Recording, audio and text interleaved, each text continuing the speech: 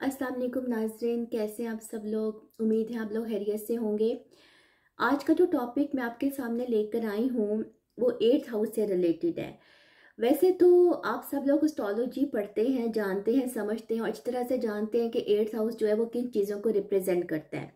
तो मैं अपनी इस वीडियो में ये कोशिश करूँगी कि मैं चंद एक पर्टिकुलर चीज़ों पे बात करूँ, ठीक है, जो कि थोड़ी सी अनकॉमन है।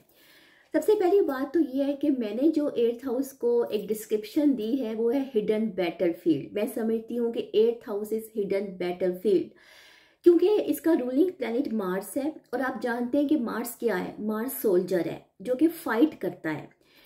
जो 8th हाउस के अंदर जो चीज़ें होती हैं ना, वो इंसान के अपने अंदर की चीज़ें होती हैं, यानी इंसान उन चीज़ों से जंग लड़ रहा होता है। तो मैंने इसका नाम जो है वो हिडन बैटलफील्ड रखा है। वो कैसे?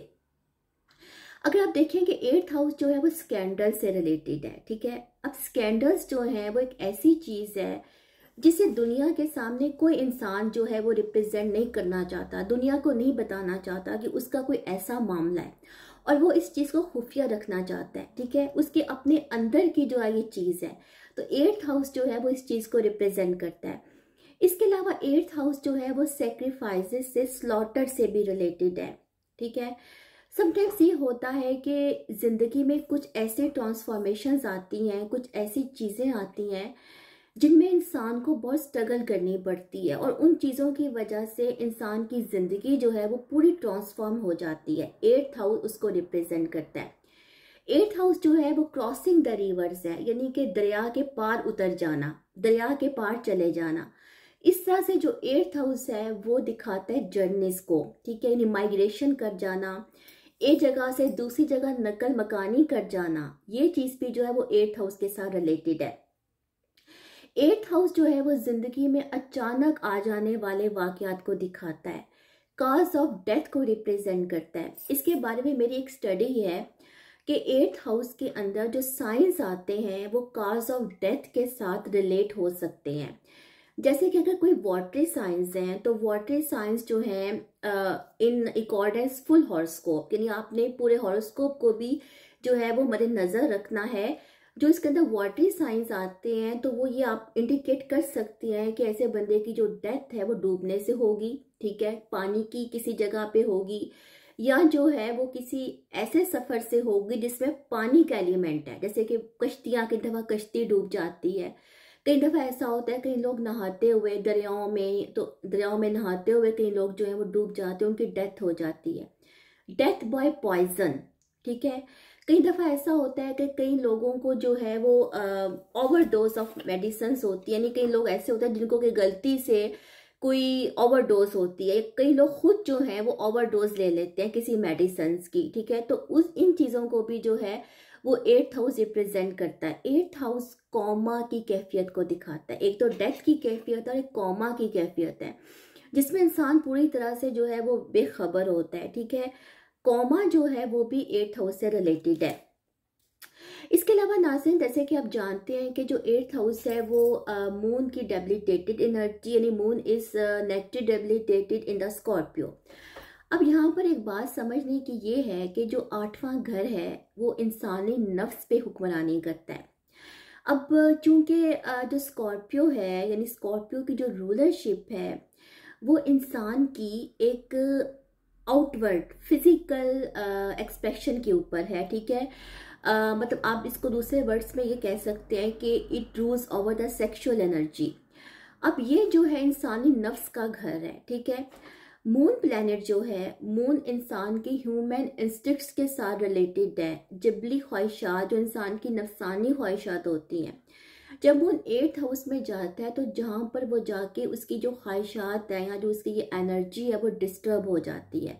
समटाइम्स ये फ्रस्ट्रेटेड हो जाती है और अक्सर लोग जो होते हैं वो कई दफ़ा अपने हालात की वजह से खुदकुशी की तरफ चले जाते हैं। खुदकुशी के एलिमेंट में भी, सुइसाइड के एलिमेंट पे भी हम 8th हाउस को भी और मून की जो पोजीशन है उसको भी देखेंगे। तो 8th हाउस जो उसका ताल्लुक जो है वो ह्यूमन नफ्स के साथ भी है, ठीक है। इसके अलावा 8th हाउस को ईवल हाउस भी माना जाता है, ठीक है। और 8th हाउस जो है मोक्षा ट्राइंगल के अंदर भी आता है, यानी दोनों चीजें जो है वो इसके साथ इन्वॉल्व है।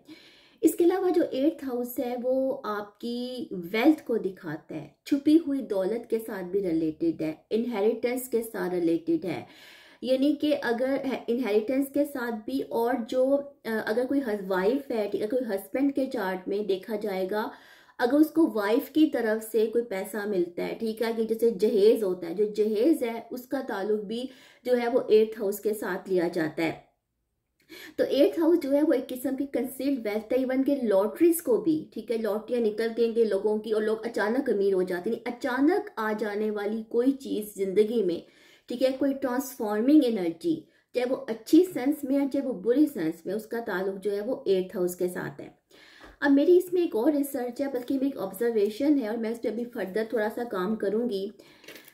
अगर 8th हाउस का लॉर्ड 9th हाउस में हो, ठीक है, और या 4th हाउस में भी हो, तो something is scary childhood, something is कोई चाइल्डहुड में जो है वो सीक्रेसी हो सकती है। मिसाल के तौर पे ये मेरी ऑब्जर्वेशन है, मुझे नहीं पता कि बाकी जो एस्ट्रोलॉजर्स हैं उस बात से एग्री करते हैं कि नहीं। अगर 8th हाउस का लॉर्ड 9th में हो या 9th का 8th में हो, तो समटाइम्स जो है वो जो बच्चे हैं जो कि नाजायज बच्चे हैं, ठीक है, जिनका वालिद का जो है वो इशू होता है, ठीक है, कि इनका बाप कौन है, ऐसे मामलात का ताल्लुक भी 8th हाउस के साथ हो सकता है। या अगर 8th हाउस का लॉर्ड 4th हाउस में हो तो भी ऐसी बर्थ जो है जिसमें बचपन जो है, या किसी बच्चे की बर्थ जो कि थोड़ी सीक्रेट है, या उसमें कोई स्केरी कोई ऐसा एलिमेंट है जो कि डिफरेंट है, ठीक है, उसका ताल्लुक जो है वो 8th हाउस के साथ हो सकता है। तो ये मेरी एक रिसर्च है नाज़रीन जो कि मैंने की है, लेकिन अभी मैं इस पर फर्दर काम करूंगी। और 8th हाउस जो है नाज़रीन वो इंसान की जो है बहुत बड़ी एनर्जी है, ठीक है, मतलब इसके अंदर कुंडलिनी शक्ति है, ठीक है, ये चक्रास के साथ भी रिलेटेड है। तो जो ह्यूमन एनर्जी की जो पावरफुल शक्ल है ना, वो 8th हाउस के अंदर आती है। और जो हम वैसे तो 8th हाउस को कुछ अच्छी नज़र से नहीं देखते, लेकिन जो है बेसिकली ऐसे लोग, ठीक है, अब इसका ताल्लुक जो है वो अकल्ट साइंसेस के साथ भी है, हिडन नॉलेज के साथ भी है। तो जो लोग ऐसे फील्ड्स के अंदर काम करते हैं उनका 8th हाउस डेफिनेटली एक्टिव होगा, ओके, या उनके अंदर कुछ ऐसे प्लैनेट्स होंगे, या जब उनका हॉरोस्कोप आप देखेंगे तो आप जानेंगे कि हाँ इनके 8th हाउस में कोई ऐसी एनर्जी है। तो नाज़रीन 8th हाउस के अंदर की चंद एक चीज़ें थी जो बड़ी पर्टिकुलर सी थी जो मैंने आपको बताई, क्योंकि आप सब जानते हैं कि 8th हाउस क्या है। तो आप मुझे अपना फीडबैक दीजिएगा और बताइएगा कि मेरी ये वीडियो आपको जो है वो कैसी लगती है। इंशाल्लाह फिर किसी और टॉपिक पे मैं आती हूँ, तो तब तक के अल्लाह हाफिज़।